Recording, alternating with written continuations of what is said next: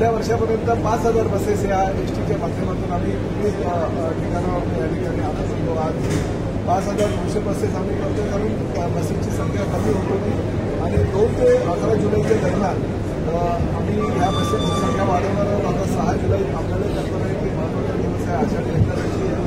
चंद्रभागा बसस्थानक त्याचबरोबर विठ्ठलसह जो साखर कारखान्याचा विभाग आहे त्या ठिकाणी, पांडुरंग यात्रा बसस्थानक आणि भीमा बसस्थानक या ठिकाणी ह्या सगळ्या बसेसची व्यवस्था केलेली आहे.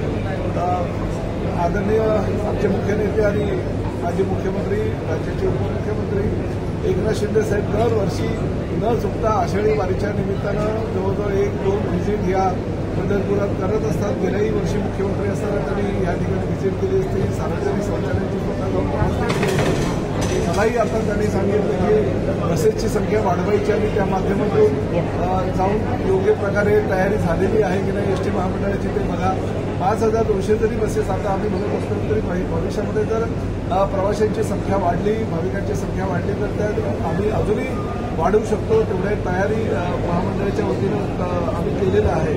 त्याचबरोबर आमचे जवळजवळ साधारण ह्या 7 ते 8 दिवसामध्ये ड्रायव्हर कंडक्टर हे विदर्भातून फार मोठ्या प्रमाणात बसगाड्या येत असल्या कारणानं 2 ते 2.5 हजार ड्रायव्हर हे ह्या ठिकाणी असतात. त्यांना झोपण्याची व्यवस्था, जेवण्याची व्यवस्था, चहा पाण्याची व्यवस्था योग्य प्रकारे नसते. परंतु यावर्षी आम्ही निविदा प्रक्रिया राबवली होती, पण त्याला प्रतिसाद मिळाला नाही असं आमच्या अधिकाऱ्यांचं म्हणणं आहे. त्यामुळे असा निर्णय घेण्यात आला की मी स्वतः परिवहन मंत्री आणि एक विठ्ठलाचा भक्त म्हणून माझ्या स्वखर्चातनं 25,000 कर्मचारी जे आमचे ड्रायव्हर कंडक्टर आहेत त्यांची जेवणाची व्यवस्था, दोन्ही वेळेस जेवणाची व्यवस्था आणि चहा नाश्ता दोन्ही वेळेचा ती मी माझ्या स्वखर्चानं करणार आहे. त्यामुळे त्या आमच्या कर्मचाऱ्यांना योग्य वेळी योग्य जेवण, त्याचबरोबर आमच्या ही जी वास्तू आहे या वास्तूमध्ये गरम पाण्याची व्यवस्था नव्हती.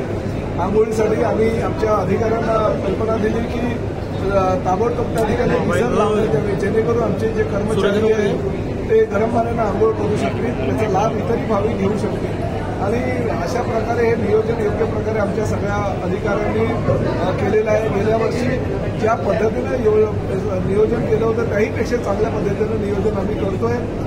ती विठ्ठल सहकारी कारखान्याची जी जागा आहे ती भविष्यामध्ये मिळू शकत नाही असं काही अधिकाऱ्यांचं म्हणणं होतं. त्यामुळे राज्य शासनाची स्वतःची जमीन या पंढरपूर परिसरामध्ये जर असेल तर ती जागा एसटी महामंडळाला मिळावी म्हणून आम्ही प्रयत्न करू. आणि त्याचबरोबर जर नाही मिळाली तर थोडीशी लांब का होईना, परंतु खाजगी जमीन जरी असेल तरी ती एक्विजिशन करून ज्या शेतकऱ्यांना विकायची असेल तर ती त्यांच्याकडनं विकत घेऊन आम्ही एसटी महामंडळाचं म्हणजे नुकसान होणार नाही किंवा त्यांना योग्य प्रकारे जागा दरवर्षी पार्किंगसाठी आणि इतर गोष्टींसाठी मिळेल याची व्यवस्था आम्ही करतोय.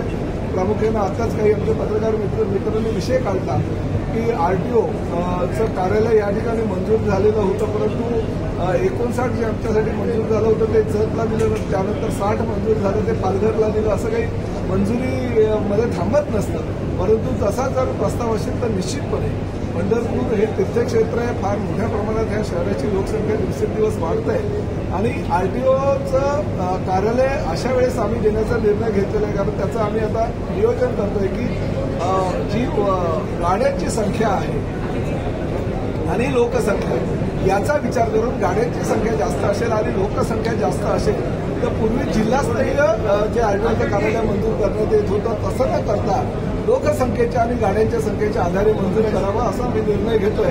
आणि त्यामध्ये जर पंढरपूर बसत असेल तर निश्चितपणे मी तुम्हाला आजच परिवहन मंत्री म्हणून शब्द देतो त्या क्रायटेरियामध्ये जर बसला तर ताबडतोब 59 तुम्हाला जो नंबर पाहिजे तो नंबर प्रताप सरनाईक द्यायला तयार.